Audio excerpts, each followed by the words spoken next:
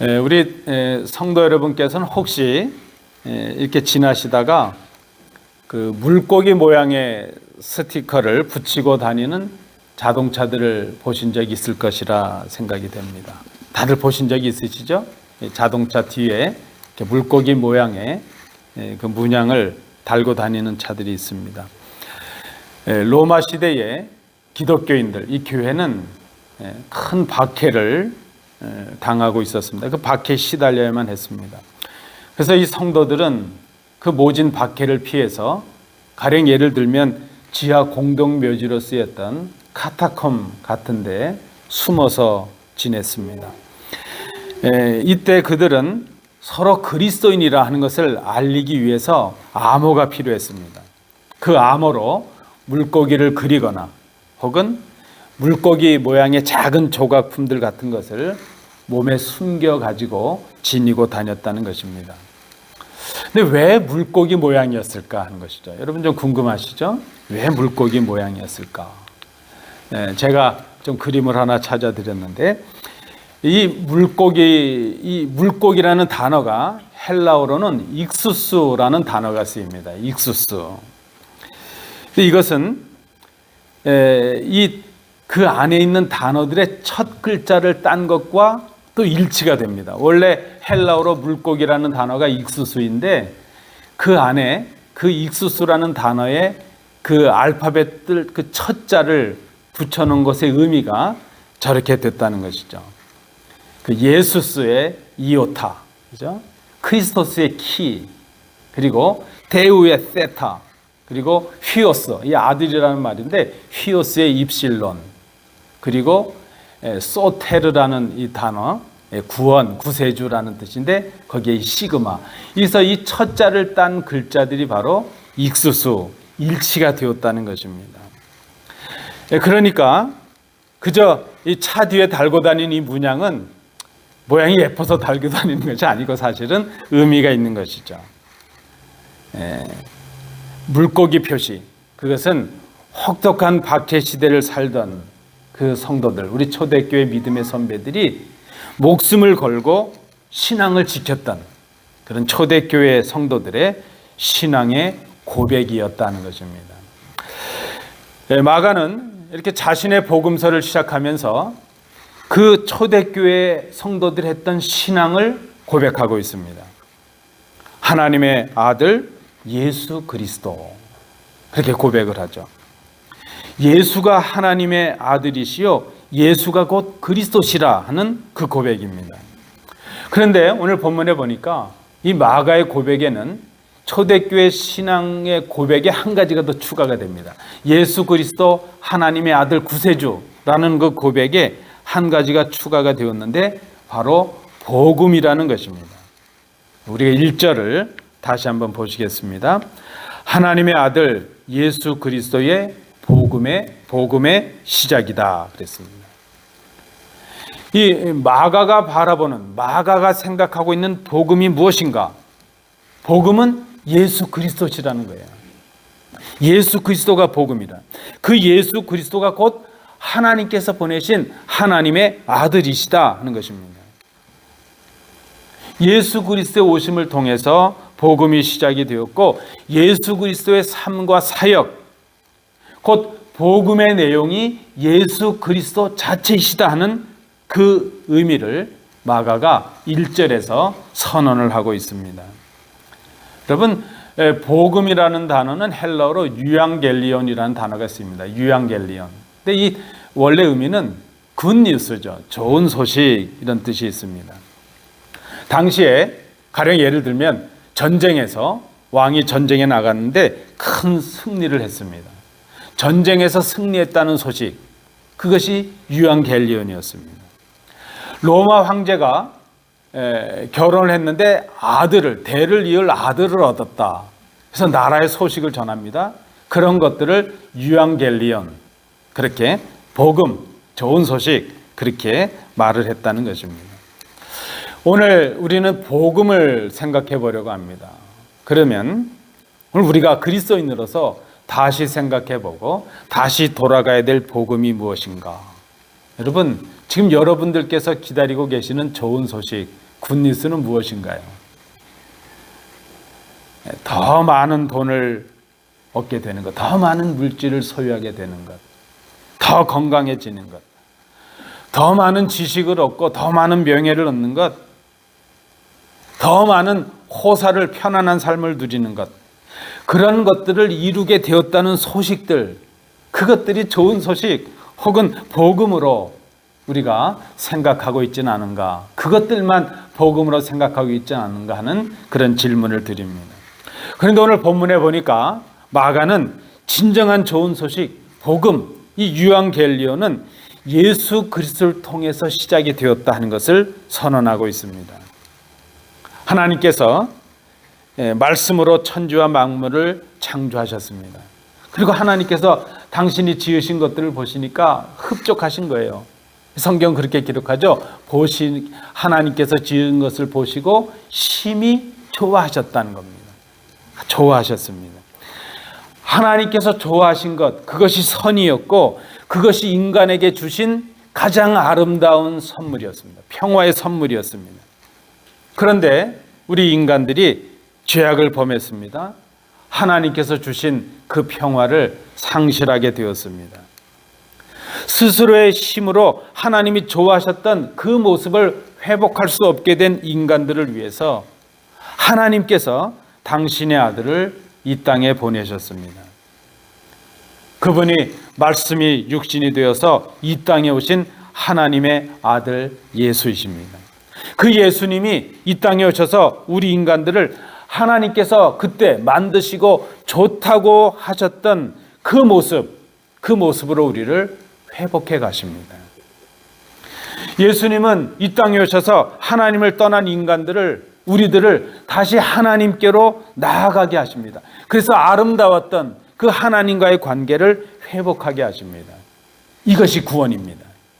이 소식이 바로 복음입니다. 복음, 좋은 소식이라는 것이죠. 복된 소식입니다. 그러므로 오늘 이 본문에서 마가가 선언하는 그 말씀이 맞습니다. 복음은 예수 그리스도를 통해서 시작이 된다는 것입니다. 복음은 예수 그리스도와 관련이 있습니다. 그저 우리만 잘 되고 우리만 복되고 그것이 복음이 아니라 예수 그리스도를 통해서 복되게 되는 것, 그것이 바로 복음이라는 것입니다. 대림절, 대강절 두 번째 주일을 지나고 있습니다. 우리 대림절의 중요한 키워드는 기다림이라 그랬습니다. 기다림. 이미 오신 예수님을 기억하고 장차 다시 오실 예수님을 기다리는 절기. 그것이 바로 대림절의 의미가 있습니다. 자, 예수님을 기다린다는 구체적인 모습이 어때야 될까? 우리가 그리스도인으로서 예수님을 기다린다면 예수님을 기다린다는 구체적인 모습이 무엇일까? 오늘 본문 말씀에 의하면 그것은 예수님을 기다린다는 것은 복음을 기다린다는 것입니다. 다시 복음을 통해서 하나님께 나아가는 것을 말합니다. 오늘 마가는 주님의 길을 예비하고 그 주님의 길을 곧게 하였던 세례 요한을 우리에게 말씀해 줍니다. 그래서 우리가 오늘 본문에 나타나는 세례 요한의 이 모습을 통해서 복음을 기다리는 것, 예수님을 기다리는 것의 구체적인 의미가 무엇인가, 구체적인 모습이 무엇인가 하는 것을 살펴보고자 합니다. 그것은 이미 우리가 받고 또 이미 우리가 알고 있는 그 복음을 통해서 다시 하나님께 나아가는 것을 의미합니다. 그것이 우리가 오늘 주제로 살피는 다시 복음으로 예수님을 기다리는 신앙인의 모습이라 말할 수 있을 것입니다. 자, 복음을 통해서 예수님을 기다리는 구체적인 모습의 첫 번째입니다. 잘 안 보이실 것 같아요. 복음을 통해서 예수님을 기다리는 구체적인 모습 첫 번째는 회개의 세례라 하는 것입니다. 회개의 세례. 오늘 본문에 보니까 세례 요한이 주님의 길을 예비하고 준비했던 첫 모습은 회개의 세례를 전파하는 것이었습니다. 여러분, 세례가 무엇이죠? 세례는 자기의 죄를 고백하고 죄로부터 돌이킨 이 회개를 한 사람들을 물로 씻는 정결 예식을 우리가 세례라 이렇게 말합니다.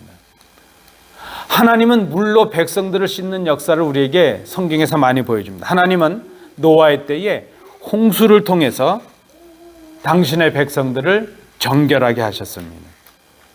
출애굽 때도 보시면 하나님은 홍해 갈라짐을 통해서 당신의 백성들을 구원하셨습니다. 구약의 모세 이후의 성막 시대도 보면 제사장들이 하나님의 성소, 지성소로 나가기 전에 회막 앞에 있는 물두멍, 그 물그릇에서 손을 씻고 하나님 앞에 나갈 수 있었습니다. 씻는 것이죠. 이 세례는 물로 죄를 씻는 것을 의미합니다. 구원이 어린 양의 피로서, 어린 양의 죽음으로 죄인인 우리가 생명을 얻는 사건이 구원의 사건이었다면, 세례는 이제 구원받은 우리가 내가 죽음으로 하나님이 내 속에 주인으로 살게 하시는 사건, 그것이 바로 세례의 사건이라 하는 것입니다. 그래서 세례는 내가 죽는 것을 의미합니다. 예수님 당시의 세례는 어떤 세례였을까요? 물속에 들어가는 침례였습니다. 숨을 참고 물속에 잠겼다가 다시 물 밖으로 나오죠. 그래서 이 물속에서 숨을 참는다고 하는 것은 죽음을 의미합니다. 그래서 물 밖으로 나와서 숨을 후 하고 쉬는 것은 다시 사는 것, 생명을 의미합니다. 세례가 무엇인가? 지난날에 나의 죄되었던 삶을 죽이는 것을 말합니다. 하나님이 아니라 내가 나의 삶의 주인으로 살아온 것, 그것이 죄라는 것을 고백하는 것입니다. 지금까지 내가 내 인생의 주인으로 살아왔던 내 삶을 돌이키고 이제는 하나님이 나의 주인이 된다는 것을 믿고 고백하고 섬길 것을 결단하는 것, 그것이 바로 세례 사건이라 말할 수 있습니다. 우리 주님께서 말씀하신 대로 그것이 바로 나를 부인하는 것이요, 나를 죽이는 것입니다.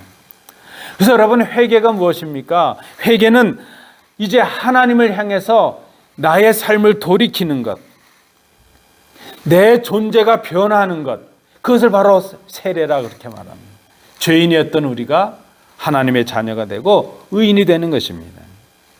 그래서 세례는 내가 하나님께로 돌이킨 사람이 되었다는 것을 많은 사람들 앞에서 공적으로 드러내는 회개의 선언이라 말할 수 있습니다. 그래서 여러분, 우리가 세례 예식을 참여하고 이미 세례 받으신 분들도 계시지만, 세례는 단순히 그저 겉으로 보여지는 세레머니, 그런 의식을 넘어섭니다. 세례는 우리의 삶의 결단이 되어야 되고 변화를 의미합니다. 옛 존재가 죽고 새 생명, 새 존재로 다시 태어나는 것입니다. 존재의 변화가 있는 것입니다. 존재가 바뀌는 것을 말합니다. 지난날에 나의 죄와 부족을 반성하고 뉘우치는 것, 그것을 넘어서서 하나님께로 돌아가는 구체적인 삶의 변화의 사건, 그것이 바로 세례라는 것입니다. 내가 회개하고 하나님께로 돌아가는 사람이 되었다는 것을 많은 사람들 앞에서 선언하는 사건, 그것이 바로 세례라는 것을 우리가 기억해야 됩니다. 그러므로 여러분, 오늘 본문이 말씀하는 대로 세례는 회개의 세례라는 것입니다. 세례는 회개의 사건입니다. 이 회개의 세례가 바로 주님의 길을 예비하는 것이 됩니다. 다시 오실 주님을 기다리는 이 대림절 기간에 우리가 먼저 갖춰야 될 모습이 무엇입니까? 우리의 지난날을 돌아보고 하나님 앞에 회개하는 것입니다. 내가 나의 주인으로 살아갔던 나의 모습들을 돌아서서 이제 하나님을 향하여 나가는 것, 그리스도를 통해서, 복음을 통해서 하나님께 나가는 것, 그것이 회개 세례요, 우리가 복음을 통해서 예수님을 기다리는 구체적인 첫 번째 모습이라 말할 수 있습니다. 자, 오늘 본문에서 우리가 복음을 통해서 예수님을 기다리는 구체적인 모습 두 번째를 발견하게 됩니다. 이것은 회개에 합당한 삶이라 하는 것입니다. 삶의 방식의 변화를 말합니다. 여러분, 이것이 어떤 의미입니까? 회개는 죄를 깨닫고 뉘우치는 것, 그것뿐만이 아니라 이제는 죄에서 돌이키는 것을 말합니다. 회개는 하나님을 등지고 가던 길을 멈추는 것, 그것으로 끝나는 것이 아니라 그 멈추는 것뿐만이 아니라 돌이켜서, 돌아서서 하나님을 향하여 다 나아가는 것, 그것을 말합니다. 감리교회 창시자로 알려진 존 웨슬레 목사님이 그런 말을 했습니다. 여러분 잘 아시는 말씀이에요. 당신의 돈 지갑이 회개하지 않으면 당신은 진정으로 회개한 것이 아니다 하는 말씀을 했다고 합니다. 이 말씀의 의미가 무엇일까요? 진정한 회개라고 하는 것은 신앙의 고백과 삶의 결단과 함께 삶의 변화가 있어야 한다 하는 것을 지적한 말입니다. 우리 신앙도 그렇죠. 여러분 회개하면 내가 말로서 회개합니다. 그것으로 끝나는 것이 아니라 그 회개의 말에 합당한 삶의 변화가 있어야 된다는 것입니다. 그것은 회개에 합당한 열매를 맺는 삶을 말합니다. 회개에 합당한 삶의 방식의 변화를 말합니다. 세례 요한은 회개 세례를 전파했습니다. 회개 세례를 전파한 이 세례 요한은 누구보다도 먼저 회개한 사람의 본을 보여야만 했습니다. 여러분 이 시대 교회들 혹은 우리 성도들 혹은 교역자들의 문제가 있다면 무엇인가 하면 우리가 말하는 것만큼 고백하는 것만큼 행하지 않는데 우리의 문제가 있습니다.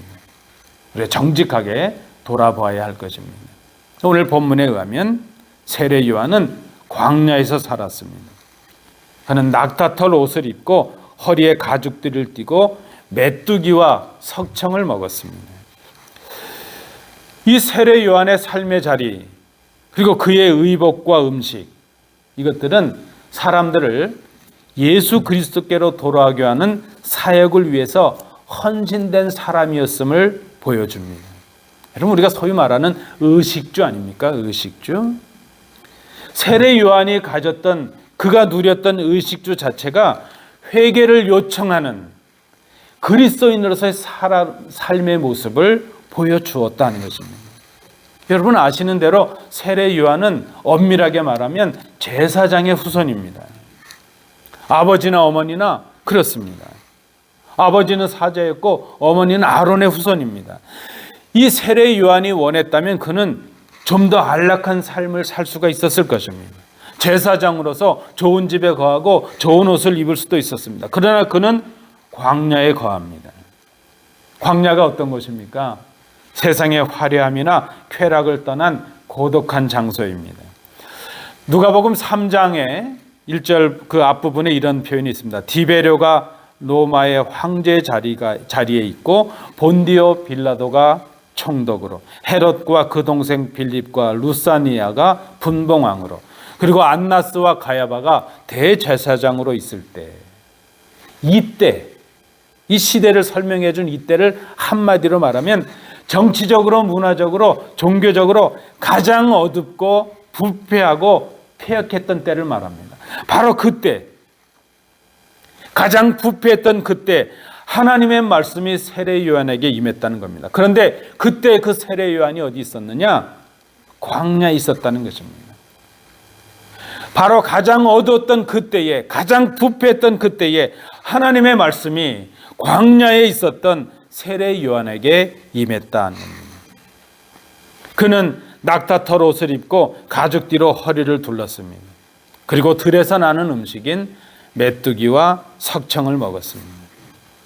여러분 이 표현을 오해해서는 안 됩니다. 여러분 어떤 분들은 무스탕을 입었네 그렇게 이해하시면 안 됩니다. 극빈의 삶을 살았다는 것이고 세상에서 얻는 달콤한 쾌락의 길을 그 삶을 거부했다는 의미입니다. 세례 요한은 자신의 분한 능력으로 얻는 음식이 아니라 하나님께서 공급해 주시는 음식을 양식으로 삼았습니다. 그는 주님의 길을 예비하고 기다리는 사람으로서 회개에 합당한 삶의 열매를 맺었습니다. 회개에 합당한 삶의 방식의 변화를 이루었습니다. 구체적으로 그것은 자신의 삶의 방식의 전환을 말합니다. 의식주의 전환을 말합니다. 여러분 요즘 우리가 어렵다 해도 요즘같이 호사스러운 세대가 있습니까? 저는 얼마 살지 않았지만 이전과 지금을 비교해 보면 그래도 지금 잘 살아요. 우리가 잘 먹습니다. 많은 호사를 누립니다. 대림절을 보내면서 예수님을 기다리는 우리의 모습이 어때야 될까? 우리의 욕구와 우리의 쾌락을 위한 삶의 방식에서 그리스도인다운, 그리스도인답게 살아가는 삶의 방식의 변화가 필요하다는 겁니다. 우리가 예수님을 믿고 회개한 심령이 되고 하나님의 자녀가 되었다면 우리의 삶 속에서 하나님의 자녀다운 삶의 방식의 변화가 필요하다는 것입니다. 세례 요한이 우리에게 이 모습을 보여줍니다. 하나님의 말씀을 양식으로 삼고 쾌락의 자리를 떠나서 하나님을 만날 수 있는 은밀한 자리에 자신을 세우고 하나님의 자녀답게, 하나님의 사명자답게 살아가는 삶을 살았다는 것입니다. 검소한 삶을 살았습니다. 하나님을 바라보는 삶을 살았습니다. 여러분, 우리의 먹고 마시는 것에서 우리의 삶의 가치와 신앙의 모습이 드러날 수 있다는 것을 기억해야 됩니다. 우리가 고백하는 것만큼 우리의 삶의 방식의 변화가 우리에게 필요하다는 것입니다. 마지막 세 번째입니다. 오늘 본문에서 우리가 발견하는 복음을 통해서 예수님을 기다리는 구체적인 모습 세 번째는 오직 예수가 목적이 되게 하는 삶이라는 것입니다. 삶의 목적의 변화를 말합니다. 세례 요한에게서 발견하게 되는 복음을 통해서 하나님께 나아가는 모습 세 번째, 그것은 오직 예수님을 우리의 목적으로 삼는 것입니다. 이 세례 요한의 모든 삶의 모습이 곧 오실 예수님을 목표로, 목적으로 하고 있는 것을 봅니다. 많은 사람들이 세례 요한을 따르고 환호하기도 했습니다. 그러나 그는 정직하게 자신을 고백합니다. 요한복음 1장 8절에 보니까 그는 그렇게 고백합니다. 나는 빛이 아니라는 거예요. 나는 빛이 아니라 빛을 증거하는 자라는 것을 분명히 고백합니다. 오늘 본문에서도 보니까 요한은 주님이 자신보다 능력이 많으신 분이라 그래 자신을 낮추고 선언합니다. 요한복음 3장에 보면 이런 표현이 있어요. 세례 요한에게도 많은 제자들이 따랐지 않습니까? 하루는 요한의 제자들이 불평을 들어놓는 거예요. 선생님, 랍비요, 선생님께서 증언하시던 저분, 선생님께 세례를 받았던 그분이 다른 곳에 가서 지금 세례를 베풀고 있는데 많은 사람들이 모두 그분에게로 갑니다. 선생님께는 오지 않고 이제 다 예수님한테로 갑니다. 그래서 요한의 제자들이 마음속에 불평이 생겨서 스승님께 얘기를 하는 거예요. 불평을 말합니다. 그때 요한이 그렇게 말을 합니다. 신부를 차지하는 사람은 신랑이다. 그런데 신랑의 그 친구들은 신랑이 오는 음성을 들으면 신부는 차지하지 않지만 그 신랑의 친구이기 때문에 크게 기뻐한다는 거예요. 나는 이런 기쁨으로 지금 가득 차 있다. 그렇게 고백을 합니다. 그리고 세례 요한이 유명한 고백을 합니다. 요한복음 3장 29절부터 30절의 내용입니다. 그는 흥하여야 하고 나는 쇠하여야 하리라. 그렇게 고백합니다. 요한은 이제 자신이 베풀던 물 세례를 넘어서 주님께서 주시는 성령의 세례가 임할 것을 선언합니다. 자신보다 능력이 많으신 예수님은 성령의 능력을 지니신 분이라는 것을 고백합니다. 그래서 세례 요한은 물 세례를 통해서 회개를 촉구하고 선언했던 자신의 삶으로 만족합니다. 이제 예수님은 성령님을 통해서 세례를 베푸시게 될 것이고 자신이 했던 그 물 세례를 완성해서 외적인, 내적인, 외적인 완전한 구원의 세례를 이루실 것이라는 것을 이 세례 요한이 고백하고 선언합니다. 그럼 이 세례 요한의 모습이 귀하지 않습니까? 예수님께서는 예수님을 믿고 회개하는 심령에게 성령을 부어주신다 약속해 주셨습니다. 그러므로 여러분, 이 성령 세례라고 하는 것은 죄인된 인간이, 죄인된 우리가 예수 그리스도를 믿고 구원받고 생명을 얻게 하시는, 생명이 되게 하시는 하나님의 은혜의 사건인 것을 우리가 기억해야 됩니다. 연약한 우리가, 연약한 인간이 할 수 없었던 죄 고백과 결단과 용서를 성령님께서 주도하시고 인도해 주십니다. 그래서 성령 세례는 회개한 죄인들을 하나님의 자녀가 되게 하시는 성령님의 인도하심인 것을 우리가 깨닫습니다. 하나님께서 좋아하셨던 본래 그 모습, 우리가 연약하고 무능해서 회복할 수 없었던 그 하나님이 보시기에 좋았던 그 모습을 이제 성령님께서 우리를 인도하셔서 회복하게 하십니다. 그 모습으로 우리를 인도하시고 돌이키십니다. 그것이 바로 성령님의 역사요, 성령님의 세례라 하는 것입니다. 그래서 여러분, 이 성령님의 세례, 이 은혜를 입은 변화는 우리가 예수님께 붙잡힌 인생이 되는 것입니다. 우리의 삶의 목적이 바뀌는 것입니다. 내가 내 인생의 주인이 되어서 내 목적, 나의 계획을 추구하던 삶에서 이제는 하나님의 계획, 하나님의 목적을 추구하는 삶으로 바뀌는 것을 말합니다. 목적의 변화를 이루는 삶을 말합니다. 예수 그리스도를 믿음으로 죄인인 우리가 하나님의 자녀가 되게 하신 은혜, 부패한 우리의 모습을 거룩하신 은혜로 바꾸신 은혜, 거룩한 주의 자녀로 바꾸신 은혜, 하나님의 백성으로 살아갈 수 있도록 구별하신 그 은혜를 순종하고 따라가는 삶, 그것이 바로 목적이 변한 삶이요, 성령님께 순종하는 삶이요, 성령님을 따르는 삶입니다. 그 삶이 어떤 삶이냐? 사도 바울이 고백합니다. 그 삶은 먹든지 마시든지 무엇을 하든지 다 하나님의 영광을 위하여 하는 삶이라.